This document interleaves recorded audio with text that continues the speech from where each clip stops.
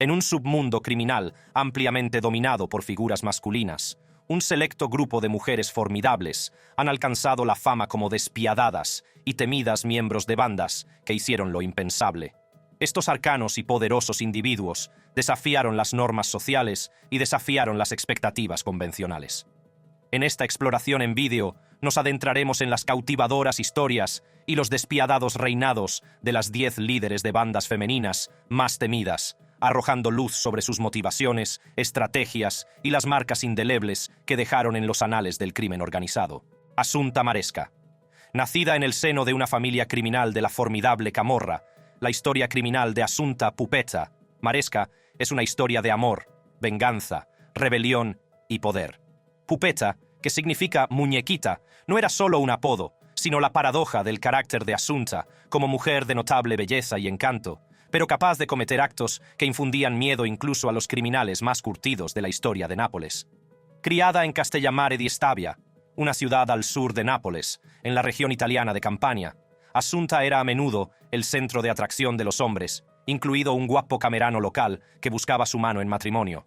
Sin embargo, finalmente se casó con Pasquale Simonetti, alias Pasquale Enola, que trabajaba en el mercado napolitano de frutas y verduras y traficaba con productos de contrabando. El estilo y el poder de Simonetti molestaron a otros camorristi, que empezaron a urdir un complot para su caída. El 16 de julio de 1955, Gaetano Orlando, un sicario contratado por el camorrista rival Antonio Esposito, lo mató a tiros en una céntrica plaza de Nápoles. Assunta, embarazada de 6 meses, quedó desolada. Llena de dolor e ira, buscó venganza por el espantoso asesinato. El 5 de agosto de 1955, ejecutó personalmente a Esposito a plena luz del día, disparándole 29 balas con un arma de fuego en la plaza pública. Este acto selló su nombre en la historia de Nápoles, catapultándola a un lugar de profundo respeto y estableciendo su reputación como figura intrépida dentro de la camorra. En ese momento, cuando un periódico la apodó la diva del crimen, muchos ya no la veían como una viuda afligida, sino como un símbolo de poder y rebeldía en un mundo gobernado por hombres. A Assunta no le importaban los peligros del crimen. De hecho, durante su juicio, declaró sin arrepentirse: lo volvería a hacer. Aunque más tarde fue a la cárcel por su delito, Pupeta nunca dejó de tratar con la camorra. Tras su liberación en 1965, volvió a una vida de criminalidad, formó alianzas y amplió su influencia, lo que le valió el apodo de Madame Camorra. Madame Camorra. Más tarde se enamoró de Umberto Ammaturo, un jefe de la camorra. Acostumbrada a cometer delitos, apoyó su negocio de tráfico de drogas, entre otros delitos. Assunta también desempeñó un papel de cerebro en una violenta guerra territorial entre facciones criminales rivales de Nápoles, en la que su grupo y sus rivales se disputaban quién controlaría diversas operaciones delictivas en Nápoles. Esta guerra territorial registró una serie de actividades violentas, como tiroteos y atentados con bomba que causaron daños a la población local. Según los informes, Madame Camorra fue fundamental en la estrategia de dominio de su grupo durante este periodo. En 1982 fue detenida y posteriormente encarcelada durante 4 años, acusada de extorsión y del asesinato de un forense, delito que negó haber cometido. Tras su liberación, vivió sola en Sorrento, una ciudad con vistas a la bahía de Nápoles. En sus últimos años, se alejó del mundo criminal y se dedicó a la gestión de tiendas de ropa. El 29 de diciembre de 2021, la indomable Assunta Maresca falleció en su casa de Castellammare di Stabia tras una enfermedad. Stephanie St. Clair. Esta mujer afroamericana sin pelos en la lengua se enfrentó a la clase política y a los jefes mafiosos de Nueva York tras casi conquistar el Harlem del siglo XX. Nacida el 24 de diciembre de 1886 en Martinica, Guadalupe Francesa, Stephanie St. Clair vivió unos primeros años marcados por la pobreza y la lucha. En 1921, con 15 años, emigró a Estados Unidos en busca de una vida mejor en Harlem, Nueva York. Decidida a sobrevivir en el tumultuoso ambiente de Harlem durante la época de la ley seca, St. Clair, que más tarde sería conocida como la reina de los chanchulos de la política, se convirtió en una figura clandestina. Primero se dedicó a la venta de drogas, antes de involucrarse a fondo en el negocio de los números, un juego ilegal que consistía en apostar sobre números extraídos al azar. Con una astuta perspicacia para los negocios y un comportamiento intrépido, St. Clair ascendió rápidamente en las filas del submundo criminal. Siendo la única mujer en el negocio de los juegos de números, estableció su propia operación de números, compitiendo con sus homólogos masculinos, que tenían una posición dominante en el negocio de los números. Gracias a su éxito en el juego de los números, llevó una vida opulenta, llegando a ganar más de $20,000 anuales en la década de 1920. Claire destacó por su inquebrantable compromiso con la comunidad afroamericana. En una época en la que la discriminación racial era rampante y la población negra no podía invertir su dinero legalmente debido a la opresión sistémica, St. Clair utilizó su empresa clandestina para empoderar a su comunidad. No solo ayudó a los residentes negros de Harlem a invertir su dinero a través de la banca política, sino que también proporcionó puestos de trabajo y apoyo financiero a muchos en un periodo en el que las dificultades económicas eran generalizadas. La reputación de St. Clair como líder intrépida y de principios le granjeó el respeto y la admiración de muchos. Se hizo famosa por su inquebrantable postura contra la mafia italiana, que intentó intimidarla con amenazas y violencia. En un famoso incidente, se negó a pagar protección al jefe de la mafia del Bronx, Dutch Schultz, que la amenazó con violencia. En lugar de eso, atacó los escaparates de los negocios que gestionaban sus apuestas y avisó a la policía sobre él. El resultado fue una redada en su casa, la detención de muchos de sus empleados y la incautación de unos $12 millones, valorados hoy en más de $190,6 millones. Además, se enfrentó a la policía corrupta, que la detuvo por una acusación falsa. Tras pasar 8 meses en un manicomio, St. Clair respondió testificando ante la Comisión Seabury sobre los sobornos que había pagado a agentes de policía y a quienes habían participado en el juego de los números de Harlem. Tras su testimonio, la comisión destituyó a más de una docena de policías. Clair se casó con Sufi Abdul Hamid. Sin embargo, su matrimonio duró poco y llegó a su punto de ruptura cuando descubrió la aventura de Hamid con la adivina Dorothy Fufutam Matthews. En enero de 1938, St. Clair disparó a Hamid durante una pelea por su relación con Futam. Por el delito, fue condenada de 2 a 10 años en el Correctional para mujeres de Bedford Hills, en Nueva York. Tras su puesta en libertad a principios de la década de 1940, Madame Queen, como muchos la llamaban, llevó una vida retirada, pasando de ser una figura de lampa a una legítima, próspera mujer de negocios. Al parecer, en diciembre de 1969, St. Clair murió en silencio poco antes de cumplir 73 años. Clair murió en silencio poco antes de cumplir 73 años. En aquella época aún era rica, vivió una vida muy plena y aún se la recuerda por su contribución al bienestar de los afroamericanos en Estados Unidos. Enedina Arellano Félix. No todos los líderes de bandas se inclinan por el uso de la violencia, y si se pregunta si esta afirmación es cierta, considere a Enedina Arellano Félix como un ejemplo de los pocos que no ordenarían a sus hombres una matanza, porque ella tiene el poder para hacerlo. Esta mujer cree en medios más pacíficos para dirigir una organización poderosa y exitosa. Pero, ¿quién es y qué hizo que la diferencia de la mayoría de las personas de nuestra lista? Nacida el 12 de abril de 1961, en el seno de una familia profundamente arraigada en el tráfico de drogas, Enedina Arellano Félix es una narcotraficante mexicana que fundó el cártel de Tijuana junto a sus hermanos Francisco Javier, Carlos, Eduardo, Francisco Rafael, Benjamín y Ramón. Con sus hermanos al frente del cártel durante la década de 1990, Enedina actuó como su asesora y contable logística, ayudándoles en el blanqueo de dinero y la administración financiera. Sin embargo, tras una serie de acontecimientos que llevaron a sus hermanos a la cárcel o a la muerte, la famosa narco empezó a liderar el cártel en 2008. En los años siguientes, se estableció como una fuerza a tener en cuenta en la jerarquía de los cárteles mexicanos, siendo una líder excepcional que gestionaba los aspectos empresariales y financieros de su organización y supervisaba varias alianzas con otros cárteles. También conocida como la jefa y la madrina, Enedina es un tipo diferente de líder. Como ya se ha dicho, la violencia no es lo suyo, sino que muchos la conocen por su enfoque racional de los negocios y sus negociaciones pacíficas. Aunque se podría argumentar que sigue siendo tan mala como otras de nuestra lista debido a su venta de drogas que arruinan la vida de la gente, los informes indican que nunca ordena asesinatos. A diferencia de sus hermanos, que utilizaron el viejo enfoque violento mientras dirigían el cártel, la jefa narco aportó una visión más empresarial, utilizando los sobornos como su principal arma mientras se centraba en el comercio de sustancias ilegales.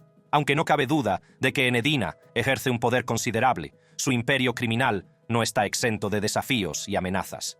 Desde 2002, después de que las autoridades mexicanas detuvieran a Benjamín, el gobierno mexicano sigue socavando la influencia del cártel de Tijuana. Sin embargo, gracias a su excepcional liderazgo, no han logrado destruirlo. Para mantener la relevancia de su organización, el jefe narco forjó alianzas con otros sindicatos criminales. Además, mantiene contactos históricos con proveedores de droga colombianos, que garantizan que su tráfico de drogas siga siendo ininterrumpido y rentable. En 2023, Enedina, una figura más bien sombría, sigue eludiendo la captura. Se puede afirmar que su capacidad para seguir siendo escurridiza alimenta aún más su mística y consolida su legado como formidable líder femenina. Aunque la agencia antidroga estadounidense la identifica como la primera y una de las pocas mujeres que dirigen una organización criminal en el mundo, un informe sugiere que no es una prioridad ni para ellos ni para las autoridades mexicanas. Hay que tener muchas agallas para ser mujer y poseer tales poderes. ¿No crees? A continuación, Claudia Ochoa Félix. Era hermosa, la clase de mujer por la que cualquier hombre daría tanto por pasar un momento. Habitual de los clubes nocturnos de las ciudades mexicanas de Mazatlán y Guadalajara, acompañada de guardaespaldas, parecía una persona normal que simplemente disfrutaba de la vida. Sin embargo, bajo su atractivo y belleza se escondía una figura con un oscuro historial delictivo, que incluía asesinatos mortales. Aunque sus afiliaciones y actividades delictivas nunca se han dado a conocer oficialmente. Muchos creen que esta mujer era un miembro de alto rango de uno de los grupos delictivos más grandes y violentos de México, el Cártel de Sinaloa. Como cabría esperar de alguien de tal rango dentro del grupo, debía infundir respeto y miedo a partes iguales.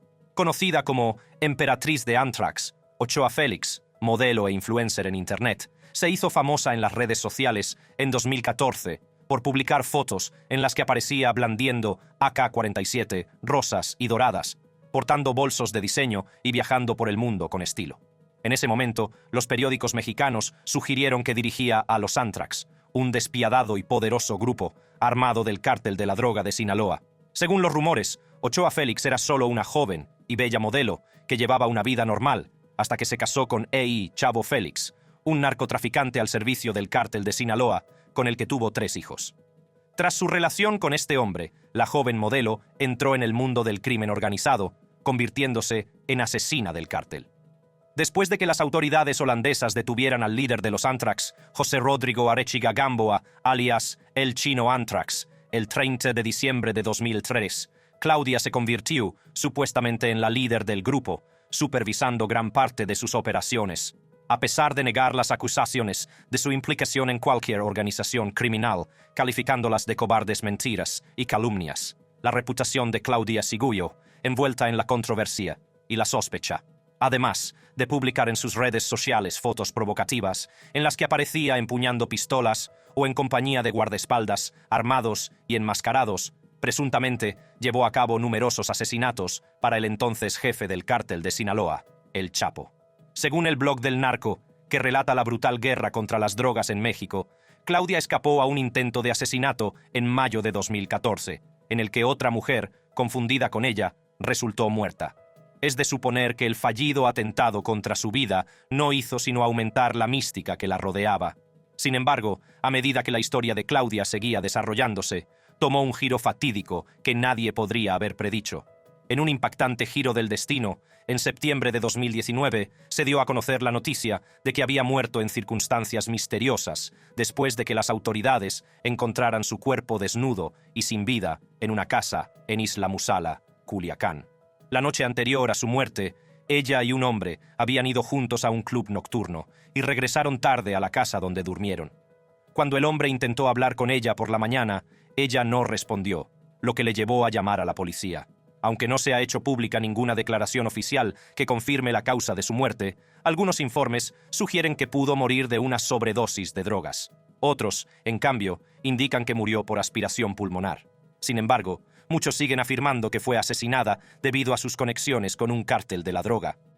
Ma Barker, descrita en su día como el cerebro criminal más despiadado, peligroso e ingenioso, Kate Barker, alias Ma Barker, era una dama a la que muchos temían debido a las atroces actividades delictivas de su hijo desde principios de la década de 1910 hasta mediados de la década de 1930.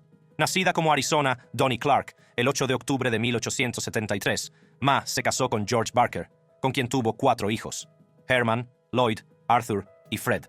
Ma les enseñó que los forajidos eran héroes. Nunca les disciplinó cuando cometían una fechoría y no permitió que su marido hiciera lo mismo. Como resultado, sus 4 hijos se desbocaron y se convirtieron en delincuentes. En sus primeros años de vida delictiva, los Barker, con el apoyo de mamá, se dedicaron primero a la destrucción de propiedades, pequeños hurtos y robos. Al tener éxito en lo que hacían, más tarde progresaron hacia el robo a mano armada y el secuestro, acompañados de violencia y asesinato. Los hijos de Ma causaron tantos estragos que su notoriedad alcanzó proporciones legendarias en EEUU. Donde quiera que iban, se desataba el caos, seguido de la intriga y el horror que inevitablemente acompañaban a actos tan atroces. A pesar de las pruebas de sus crímenes, Ma los apoyó y ayudó firmemente, insistiendo siempre en que sus chicos eran inocentes. De hecho, era tan devota de sus hijos que hizo todo lo posible por sacarlos de la cárcel cada vez que la policía los detuvo por robo, hurto de coches y asesinato entre 1951 y 1927. Según los informes, en una ocasión, en 1920, Ma ayudó a su tercer hijo, Arthur, y a varios presos a escapar de la cárcel del condado de Tulsa utilizando herramientas que introdujo de contrabando en el centro. Después de que su hijo Fred formara la famosa banda Barker Karpis, junto con el delincuente de origen canadiense Alvin Karpis, la banda, a la que más tarde se unió Arthur tras salir de prisión, se dedicó a cometer varios crímenes atroces, muchos de los cuales, según la policía, fueron obra de Ma. Mientras aterrorizaba a gran parte del Medio Oeste, la banda ganaba entre 1 y 3 millones de dólares. Tras el asesinato de un sheriff durante un robo en West Plains, Missouri, en 1932, la policía incluyó a Ma, Arthur, Fred y Karpis en su lista de personas buscadas. Para evitar su captura, la banda Barker Karpis se trasladó a St. Paul, Minnesota, donde se dedicaron a secuestros de alto nivel que les reportaron varios miles de dólares. Más tarde, perseguidos por el FBI, Ma, Fred y Karpis huyeron a Florida, donde se instalaron en una apartada casa alquilada de 2 plantas cerca del lago Weir, en Ocklawaha. Entonces, Ma se hizo pasar por la señora Kate Blackburn, una dulce ancianita que quería vivir en un clima cálido con sus hijos adultos. El FBI descubrió su ubicación gracias a un mapa recuperado de Arthur, a quien detuvieron en Chicago a principios de enero de 1935. El 16 de enero de 1935, los agentes del FBI rodearon su escondite y les ordenaron que se rindieran. En ese momento, solo Ma y Fred, que no quisieron rendirse, estaban en la casa de alquiler. Fred se armó con una ametralladora y abrió fuego contra los agentes, lo que provocó un tiroteo de 1 hora que acabó con su muerte. La policía descubrió más tarde el cadáver de Ma junto al de Fred, acribillado a balazos, en el dormitorio delantero de la casa. Los informes sugieren que murió de una sola herida de bala, aunque la policía la considera el cerebro de muchas de las actividades delictivas de la banda Barker Karpis. Muchos discrepan de que planeara alguna de ellas. Judy Moran. Judy Moran, antaño símbolo del AMPA de Melbourne, no llamó la atención del público por sus crímenes, sino por la muerte violenta de sus hijos y su marido durante los asesinatos del AMPA de Melbourne. El descenso de esta matriarca al mundo de la delincuencia la llevaría de ser un familiar afligido a una asesina convicta, arrojando luz sobre una vida turbulenta, impregnada de tragedia y nacida el 18 de diciembre de 1944. Esta matriarca de la familia criminal Moran tiene unas raíces ya teñidas de un toque de rebeldía mientras crecía. Al igual que su padre, que tenía malos hábitos, Judy lidió con varios vicios. De niña tenía 2 aficiones: bailar y robar en tiendas. En su edad adulta, se involucró profundamente en el mundo criminal de Melbourne tras casarse con Lewis Moran, una destacada figura criminal que murió tiroteado en 1982 en un conflicto entre bandas de Sydney relacionado con las drogas. Su camino hacia la notoriedad criminal estuvo marcado por varias actividades nefastas. En lugar de ser una mera observadora de estos delitos, se unió activamente a su planificación y participó en ellos. En ocasiones, dirigió estas actividades delictivas. Un ejemplo escalofriante de su participación en actividades delictivas fue su papel en las guerras entre bandas de Melbourne entre enero de 1990 y agosto de 2010. Las actividades delictivas de Judy iban más allá de la orquestación de la violencia y los ajustes de cuentas. también estuvo vinculada a operaciones de tráfico de drogas, contribuyendo al flujo de sustancias ilícitas dentro de Melbourne. El tráfico de drogas no solo alimentó su riqueza, sino que también aumentó su temible reputación. Aprovechando la fama de delincuentes violentos de sus hijos, a Judy le encantaba crear problemas y salirse con la suya en todo.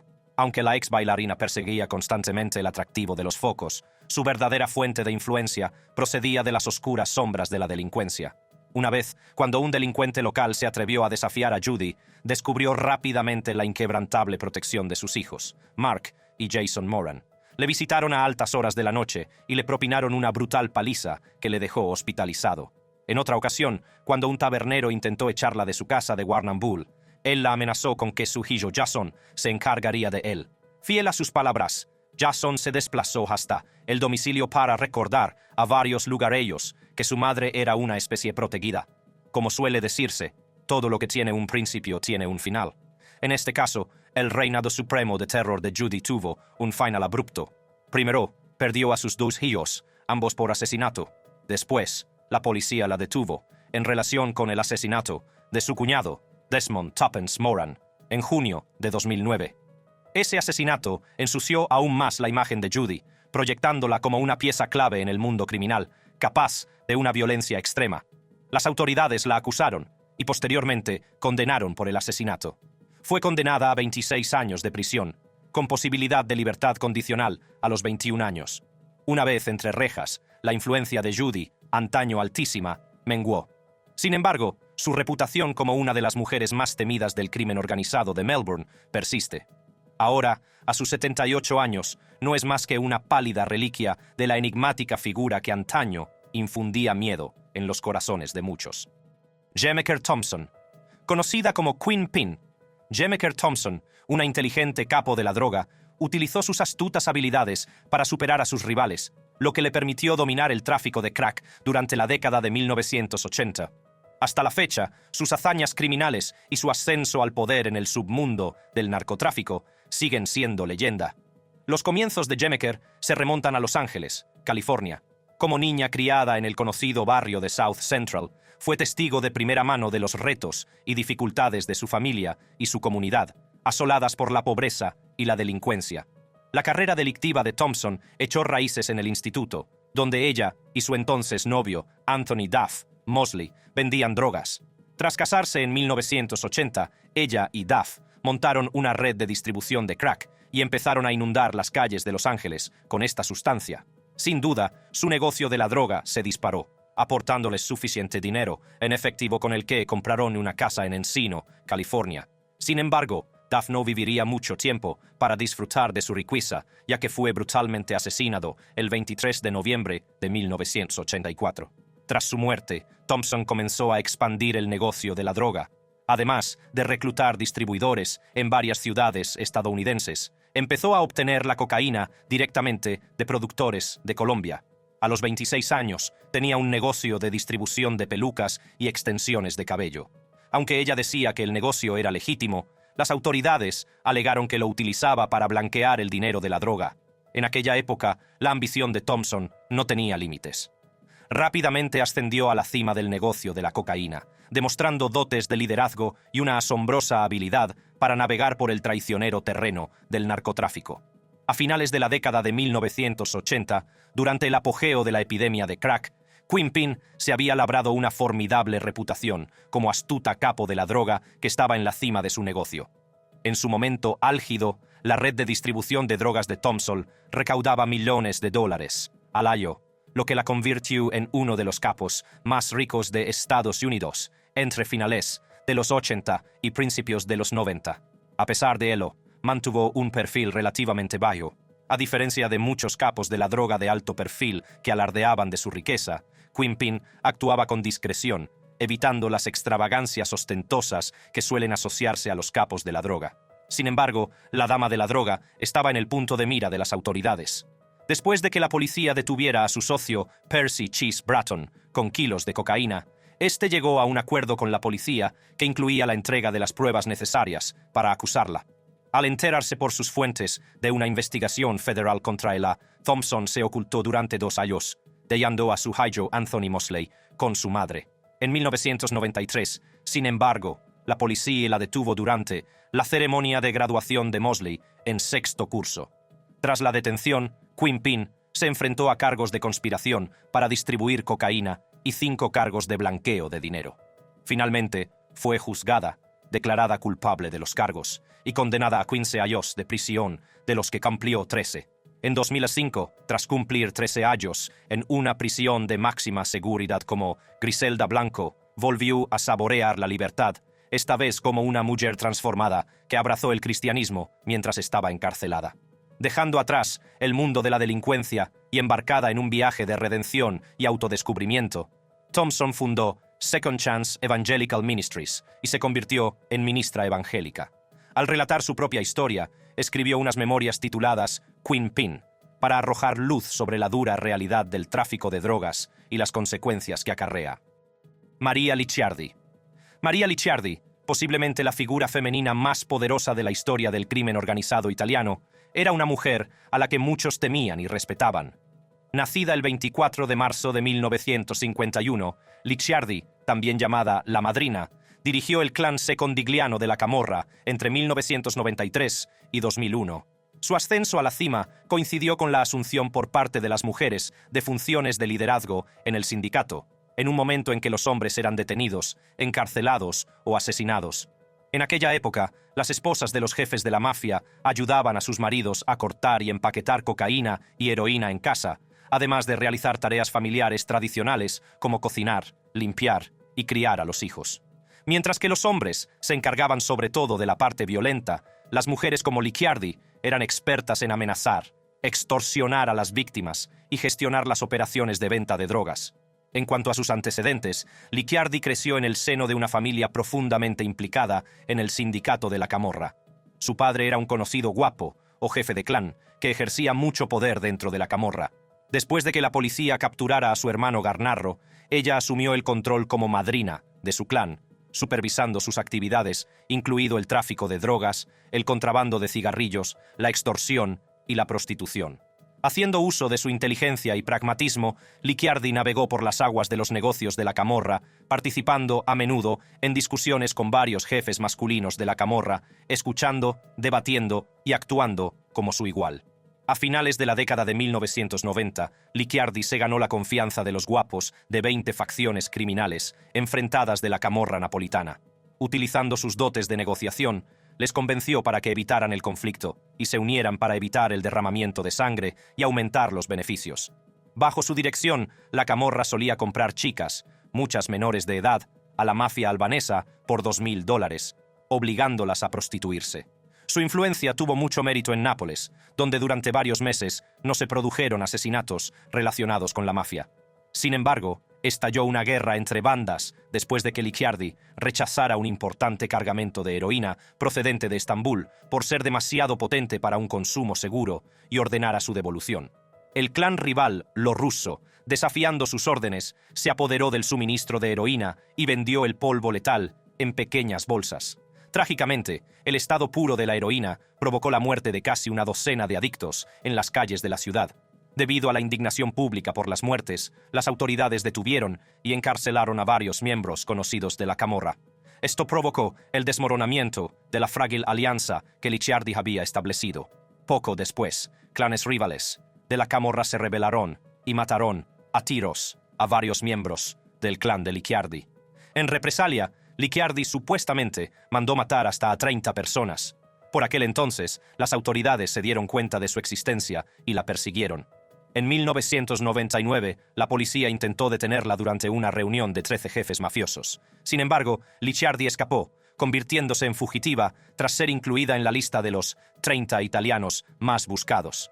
Mientras estaba escondida, continuó con sus actividades delictivas desde la sombra, llegando incluso a bombardear el despacho del fiscal superior Luigi Bobbio para disuadirle de que investigara las actividades de su clan y detuviera nuevos procesamientos de miembros del mismo.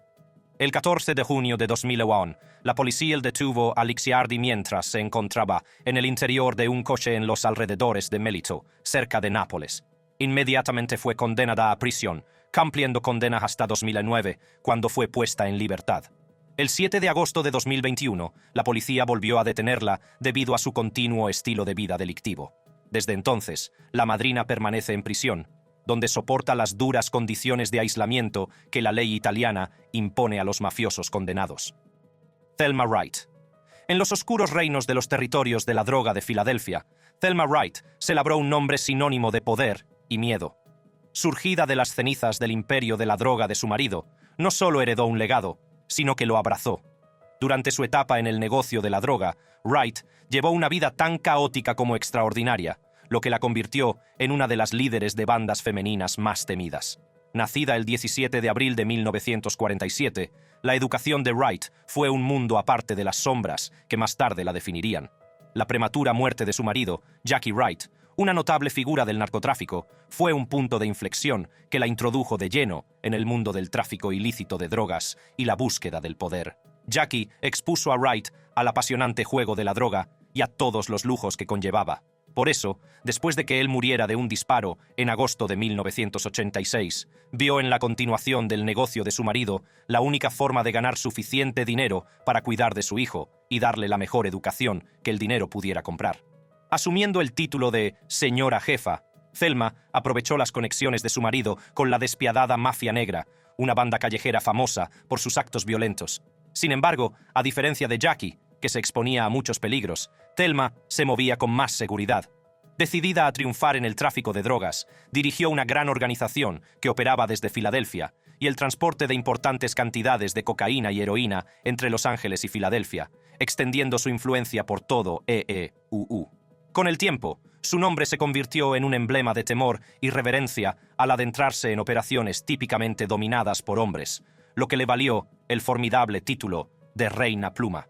El reinado de Thelma se caracterizó por un equilibrio de terror y respeto.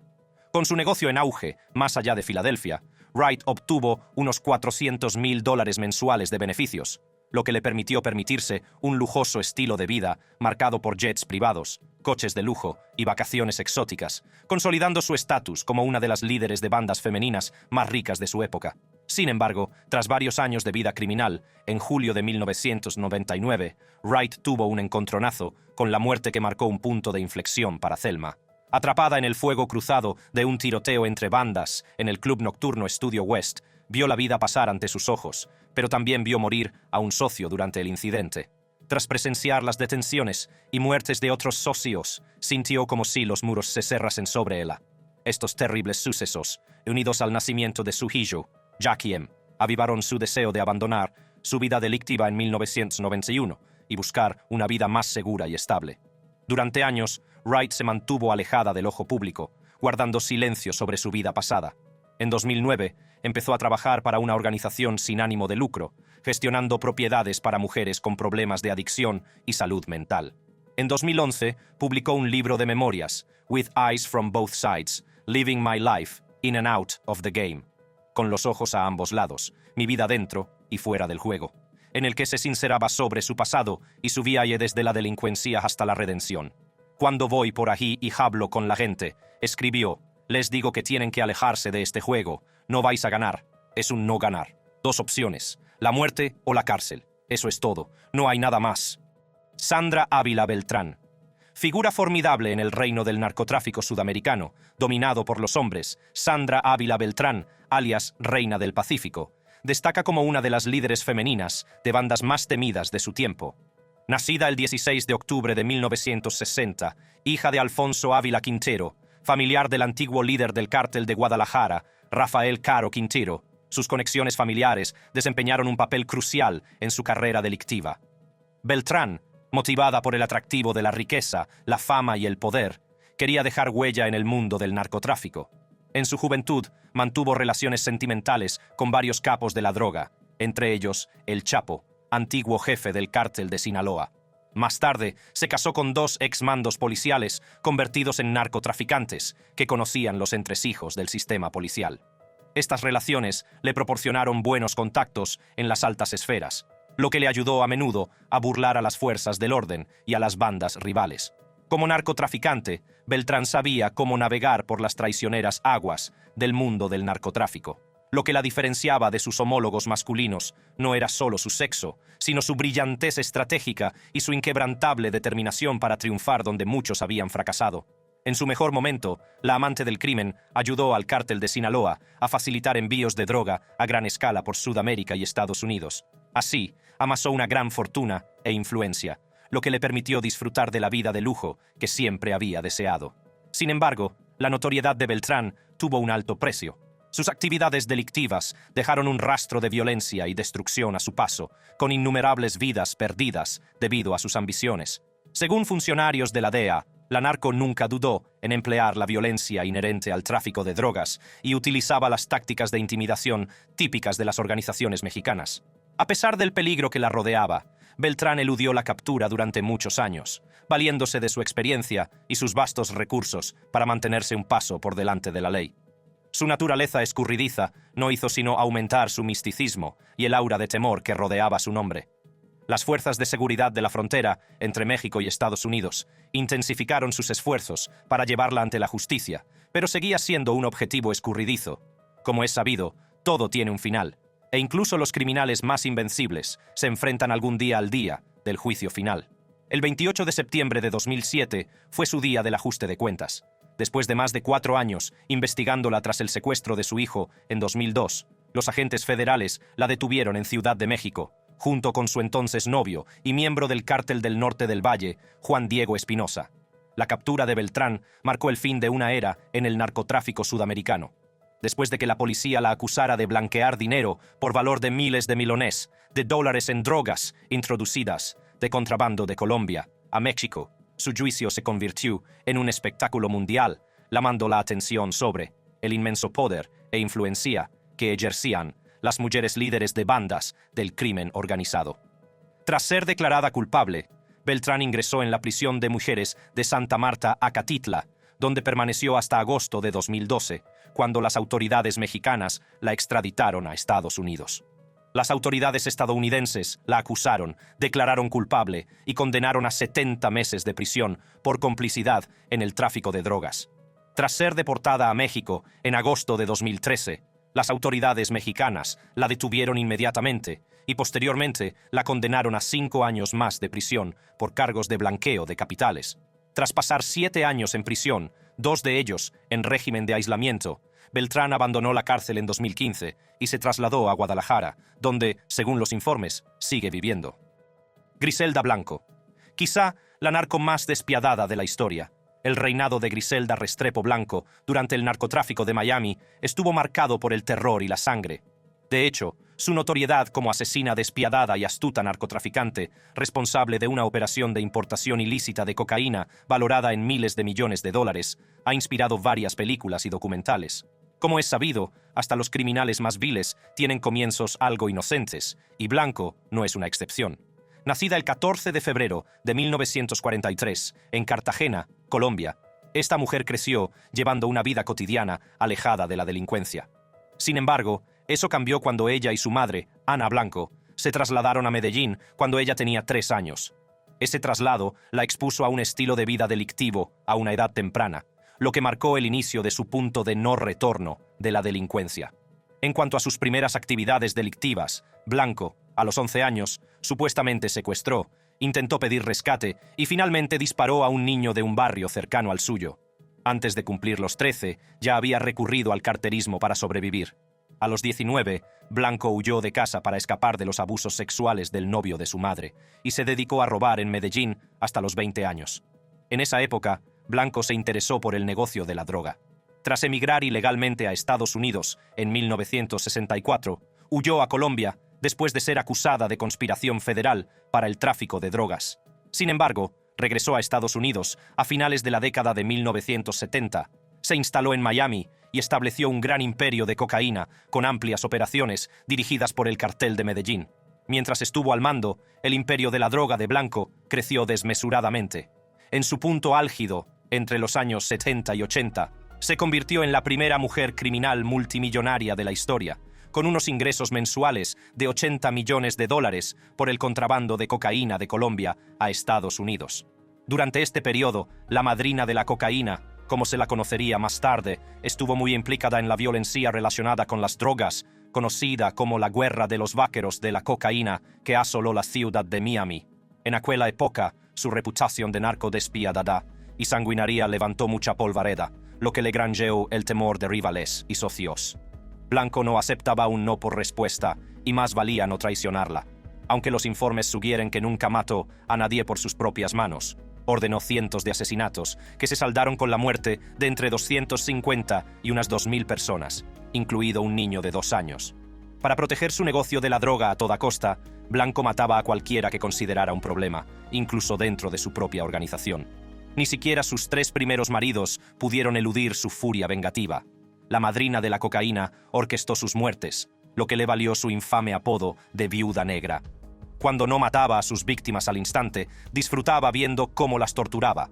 Otro aspecto de Blanco que la hizo famosa y temida fue su afición al libertinaje. Además de celebrar frecuentes orgías, a menudo obligaba a hombres y mujeres a mantener relaciones sexuales a punta de pistola. Los que se negaban besaban la bala. Aunque las autoridades estadounidenses la detuvieron el 17 de febrero de 1985 y la condenaron a prisión, Blanco siguió siendo objeto de batallas legales debido a sus numerosos actos atroces. En 2004 fue puesta en libertad y deportada a Colombia, donde permaneció hasta su muerte. El 3 de septiembre de 2012, a los 69 años, un sicario le disparó 2 tiros frente a una carnicería en Medellín, marcando así el final de una de las líderes pandilleras más temidas de la historia. Si te ha gustado, haz clic en la tarjeta que aparece en tu pantalla para ver otros vídeos interesantes.